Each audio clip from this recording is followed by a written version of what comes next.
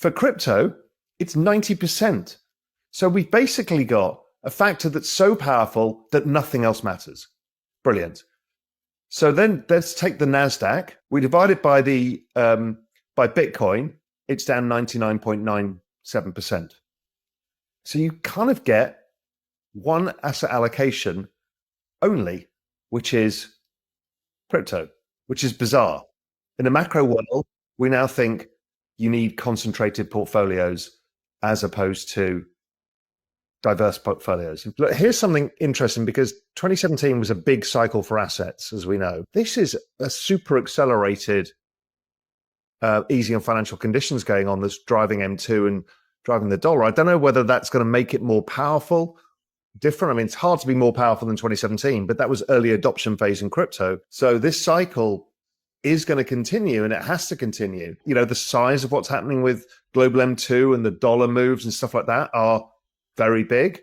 So no reason to expect that the move in asset prices is probably more than people expect. More than 90% of market gains right now, they're coming from crypto.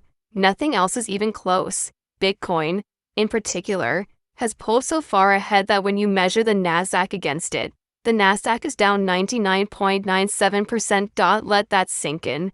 The gap is now so wide, traditional diversification no longer applies. One asset class is dominating, and it's not equities, gold, or bonds. It's crypto. According to Real Vision CEO Raoul Pal, this is just the beginning. He says the rules of macro investing have changed. Diversified portfolios, dead weight, concentrated, conviction, that's what's working. And here's why.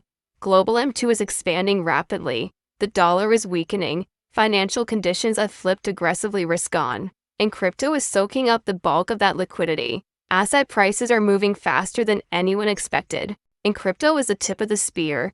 Quick pause if you're finding this helpful. Smash the like button, subscribe to the channel, and drop your thoughts in the comments. Are we witnessing a true paradigm shift, or just another hype cycle? Let's hear your take. Now back to Raoul Pal and Real Vision CFA Julian Bittel explain how this new global capital flow is not only driving Bitcoin's rise, but also redefining what markets, risk, and opportunity even mean. Because in a world where crypto leads everything, the old playbook doesn't just stop working, it starts costing you.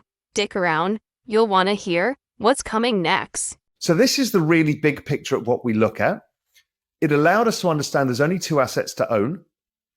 And then we got to a further realization, which is, okay, if 97% of all of Nasdaq's price action is driven by debasement. It's the strongest factor we've ever had in any macro regime in history. Okay, great. That makes macro super easy. For crypto, it's 90%. So we've basically got a factor that's so powerful that nothing else matters. Brilliant. So then let's take the Nasdaq. If we've got one force, one economic force, we take the Nasdaq, we divide it by by Bitcoin, it's down 99.97%. So you kind of get one asset allocation only, which is crypto, which is bizarre. In a macro world, we now think you need concentrated portfolios as opposed to diverse portfolios. In fact, diversification just destroys returns now because you've got one clear macro factor. Working on the business cycle and the various components of all of this, how it comes together and where we are in timing of that. This cycle, people are starting to get it. I think once we get through a pause that refreshes, a contraction in liquidity, the cycle, I think the next cycle, everybody's going to go all in and realize it's the kind of end of times, because we just don't know what's beyond that. Nobody does. And anybody who says they do is lying. They keep shifting the game. The game was the balance sheet. We all knew the game. Then it moved from the balance sheet to the Fed net liquidity. So then everyone's working out the TGA versus the reverse repo. Yeah. And then they went, actually, it's total liquidity because we're going to stuff it into the banks. And now the next one is they're going to stuff it into stable coins. All they're doing is fine. I mean, that's Scott Bessement's job, and Janet Yellen's job was the same. They're bond salesmen. They're just, They're masters of the universe bond salesmen, and their job is to find where to absorb this, and that is all part of the M2 growth. We kind of know directionally that M2 plus the net liquidity things explains 90% of all price action. Is one more powerful versus the other? Well, financial plumbing people can argue that all day. I don't think it kind of matters, because what we're trying to say is, if they do that, does number go up? Because we're investors as opposed to economists. What we have found is there's this nice phasing between financial conditions that lead everything and a hack for everybody who can't calculate financial conditions. We use a regression between the dollar, bond yields, and major industrial commodities. But actually, a piece of work that we just did recently that quite surprised us, gold is real-time financial conditions. Everyone's like, what drives gold? Suddenly we're like, we've seen this chart. Julian and I were like, something, and gold actually leads everything because it's actually current financial conditions, which kind of makes sense, right? It's the most sensitive to financial conditions.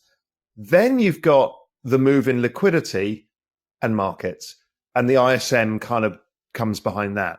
So there's this nice way that you can look at things to give you an understanding. So we all know, in fact, everybody on Twitter now knows that Global M2 leads crypto by 3 fucking months.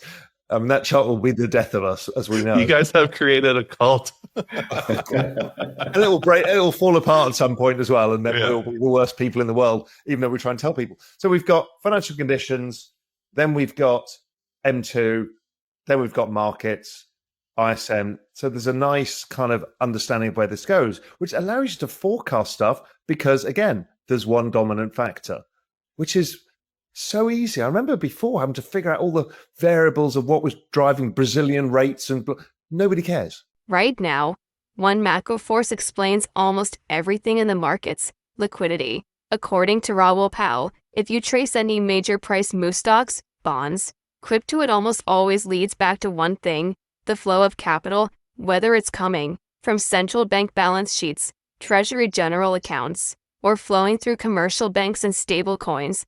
The effect is the same. Liquidity moves markets. And right now, Bitcoin is capturing more of it than anything else. When global liquidity expands, Bitcoin moves with it, and often moves first. That's exactly what we're seeing now, an environment where financial conditions are turning decisively risk on, and Bitcoin is sitting directly in front of the largest capital wave in history, according to Pal. That's the setup. The next phase will show just how explosive one asset can become when it's perfectly aligned with global liquidity. So what happens next? Let's turn to Julian Bittel, who joins Raoul Pal to break down what they believe is coming for Bitcoin both in the short term and in the macro super cycle ahead. Okay, well, we're in the third year of a 4-year traditional cycle. And you're going to say, and so if we look at those orange bars, be it fall, 2013 was a great year. 2017, that was the year Bitcoin did a 23x off the January lows. And you're like, all right, well, 2021, what was that? And that's what Raoul and I call, Bitcoin's truncated cycle. And that's, again, where we are today in 2025, but not truncated. Why? Well, because what happened in March of 2021? Liquidity, this is the net liquidity flow, peaked in March 2021 and went down in this straight line as basically everyone tapered liquidity flow, right? Guess what else peaked in March 2021? The business cycle, right? Whereas when we're looking at today, right? So liquidity's growth, like looking at a 12-month low, basically just turned positive, right? Which is, you could say BOJ, ECB flow. And then the ISM is still, below 50. And then had we been sitting together, doing something like this back in March 2021, this is what we would have been looking at. So the ISM was at 63.8, and our forward-looking indicators were saying that the ISM was about to go down in pretty much a straight line. Well, this is where we were back then. Here's where we are today. I'm just going to do that one more time. Where we were back then and where we are today. So we're in a very different environment. This is basically suggesting that like Q2 of next year, the ISM gets to, let's call it the mid 50s. And so the point here is that because financial conditions have eased as much as they have, Felix, I mean, even with rates stable, dollars come down, which is the dominant factor in this index, at least, given the size of the move, it's actually extending. We believe it extends the business cycle outside of what a traditional 4-year cycle would be.